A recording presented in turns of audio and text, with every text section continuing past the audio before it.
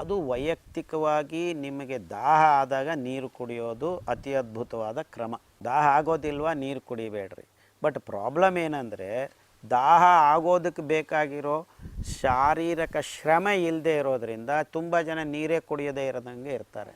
ನಿಮಗೆ ದಾಹ ಆಗತ್ತಾ, ನೀರು ಕುಡಿ. ನಾನು 2 ಲೀಟರೇ ಕುಡಿಬೇಕು, 1 ಲೀಟ್ರೇ ಕುಡಿಬೇಕು, 3 ಲೀಟ್ರ್ ಕುಡಿಬೇಕು ಅನ್ನೋದು ಸರಿಯಾದ ಕ್ರಮ ಅಲ್ಲ. ದೈಹಿಕವಾಗಿ ಶ್ರಮ ಪಡೋದನ್ನು ಮರ್ತು ಹೋಗಿದ್ದೀವಿ. ಬೆವರು ಅನ್ನೋದು ಬರಲೇಬಾರ್ದು ಅನ್ನೋ ಒಂದು ಸ್ಥಿತಿಗೆ ಬಂದಿವಿ. ಬೆವರು ಕಂಡ್ರೆ ಯಾರಿಗೂ ಆಗೋದಿಲ್ಲ. ಅದು ಭಯಾನಕವಾದ ಮನಸ್ಥಿತಿ. ಬೆವರಿದ್ರೆ ಪರವಾಗಿಲ್ಲ, ಖುಷಿಯಾಗಿರ್ಬೋದು ಅನ್ನೋ ಒಂದು ಸ್ಥಿತಿಯನ್ನು ನಾವು ಮರೆತು ಹೋಗಿದ್ದೀವಿ.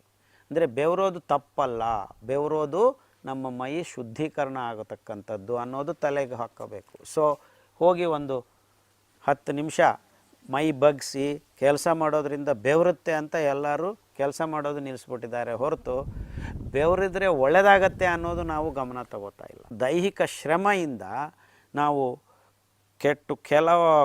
ಕೆಟ್ಟ ಅಂಶಗಳನ್ನು ಬೆವರಿಂದನೂ ಹೊರಗಡೆ ಹಾಕೋದಕ್ಕೆ ಸಾಧ್ಯತೆಗಳಿದೆ. ಇನ್ಫ್ಯಾಕ್ಟ್ ನಮ್ಮ ದೇಹ ನಿರ್ಮಲ ಆಗಬೇಕಂದ್ರೆ ಒಂದು ಉಚ್ಚೆ ಮಾಡೋದು, ಒಂದು ಕಕ್ಕಸ್ ಮಾಡೋದು, ಒಂದು ನಿದ್ದೆ ಮಾಡೋದು, ಒಂದು ಬೆವರೋದು. ಈ 3 ಹೆಂಗೋ ಜನ ಮಾಡ್ತಾಯಿದ್ದಾರೆ, 4ನೇದು ಮಾಡ್ತಾ ಇಲ್ಲ.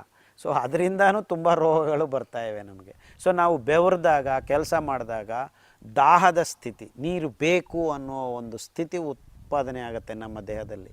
ಅಂದರೆ ನಾವು ದೈಹಿಕ ಶ್ರಮಕ್ಕೆ ಇಚ್ಛಾಪೂರ್ವಕವಾಗಿ ಹೋಗಬೇಕೇ ಹೊರತು ಏನೋ ಮಾಡಬೇಕಲ್ಲಪ್ಪ ಅಂತ ಹೋದರೆ ತೊಂದರೆ ಆಗುತ್ತೆ. ಸೊ ದೈಹಿಕ ಶ್ರಮದಿಂದ ನಮ್ಮ ದೇಹದಲ್ಲಿ ನೀರಿನ ಅಭಾವ ಸೃಷ್ಟಿಯಾಗುತ್ತೆ, ನೀರಿನ ಬಯಕೆ ಸೃಷ್ಟಿಯಾಗುತ್ತೆ. ಅದು ಆರೋಗ್ಯಕರವಾದ ನೀರನ್ನು ಕುಡಿಯೋ ಒಂದು ಸ್ಥಿತಿ.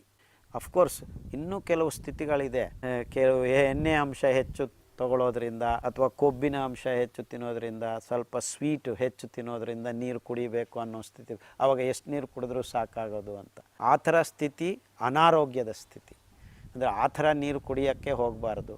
ಸೊ ದೈಹಿಕವಾಗಿ ಶ್ರಮ ಮಾಡೋದ್ರಿಂದ, ಬೆವರು ಸುರಿದೋದ್ರಿಂದ ದಾಹ ಆಗುತ್ತೆ. ಆ ಥರ ನೀರನ್ನು ಕುಡಿಯೋ ಒಂದು ಸ್ಥಿತಿಯನ್ನು ನಿರ್ಮಾಣ ಮಾಡ್ಕೊಳ್ಳೋದು ಜನರಿಗೆ ಒಳ್ಳೆಯದು.